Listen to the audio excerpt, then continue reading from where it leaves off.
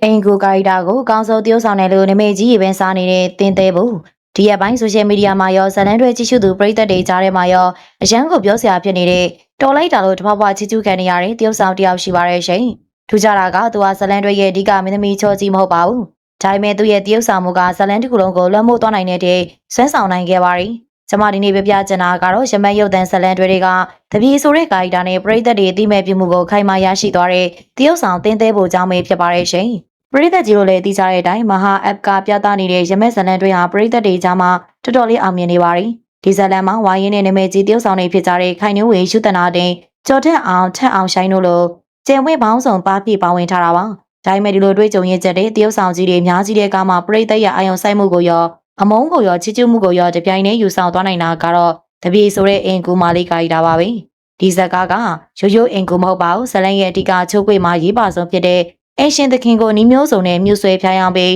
မိသားစုအိမ်တော်ရေးကိုပြဿနာရှာတဲ့ပရိသတ်ကြီးရဲ့နေဒေါသထွက်ပြီးပိုက်ရိုက်ချင်စရာကောင်းလာအောင်တရုပ်ဆောင်ရတဲ့ဘီလီနီယာကပါရှင်ဒီလောက်ဒီပရိသတ်ကဇက်ကောင်ကိုမုန်းတီးသွားအောင်ဇလန်ထဲမှာနေမျောသွားအောင်တရုပ်ဆောင်နိုင်ကြတာကတော့တရုပ်ဆောင်တင်းသေးဖို့ရဲ့အမှုပညာစွမ်းရည်ပါပဲတကယ်တော့တင်းသေးဖို့ဆိုတာကပရိသတ်တွေတတိထားမိသလိုဇလန်တိုင်းမှာ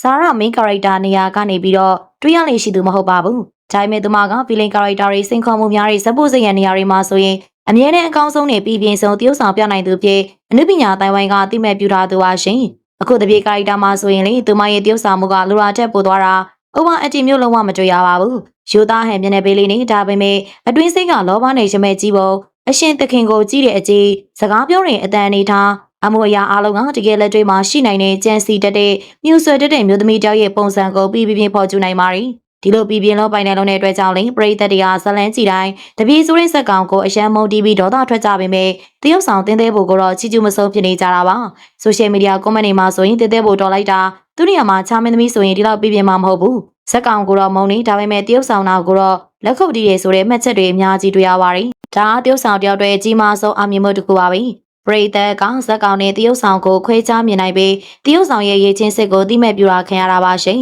ချုပ်ပြီးပြောရရင်တော့တရုပ်ဆောင်တင်းသေးဘွားရမတ်ဇလန်တွေကတပြေးဆိုတဲ့ဗီလင်အင်ကိုကာရီတာကနေတစဉ်သူမရဲ့အမှုပညာမှတ်တိုင်တစ်ခုကိုထပ်မံစိုက်ထူနိုင်ခဲ့ပြီးပရိသတ်တွေကြားမှာနာမည်ကြီးရေပန်းစားလာခဲ့ပါပြီ။ဒါကဇလန်တစ်ခုရဲ့အောင်မြင်မှုမှာဇက်ဆောင်နေရာမဟုတ်ဘဲနဲ့ဇက်ပိုးစင်ရဲ့နေရာကလည်းကိုယ့်ရဲ့ရည်ချင်းကိုပြေဝပြသနိုင်တဲ့ပရိသတ်ရဲ့တိမဲ့ပြုမှုကိုခိုင်မာရရှိနိုင်နေဆိုတာတသေးပြလိုက်တာပါပဲရှင်။ဒီဇလန်တွေကိုကြည့်ရှုပြီးသားပရိသတ်ကြီးတို့အနေနဲ့ရောတပြေးရဲ့ဇက်ကောင်ပေါ်ဘလို့သုံးသက်ချင်ပါသလဲ။တင်းသေးဘိုရဲ့တရုပ်ဆောင်မှုနဲ့ပတ်သက်ပြီးဘယ်ချက်ကိုကြိုက်ဆုံးဖြစ်မိပါလဲဆိုတာပြောသွားပေးခဲ့ပါအောင်ရှင်။အားပေးနာဆင်ခဲ့ကြတဲ့အတွက်လည်းအားလုံးကိုကျေးဇူးတင်ပါတယ်။နောက်နေ့ဒီမှာလေးစိတ်ဝင်စားစရာကောင်းတဲ့အကြောင်းအရာတွေနဲ့တူပြန်လာခဲ့ပါအောင်မယ်ရှင်။ဒီနေ့ရောလောက်နဲ့ပဲနှုတ်ဆက်ခဲ့ကြပါမယ်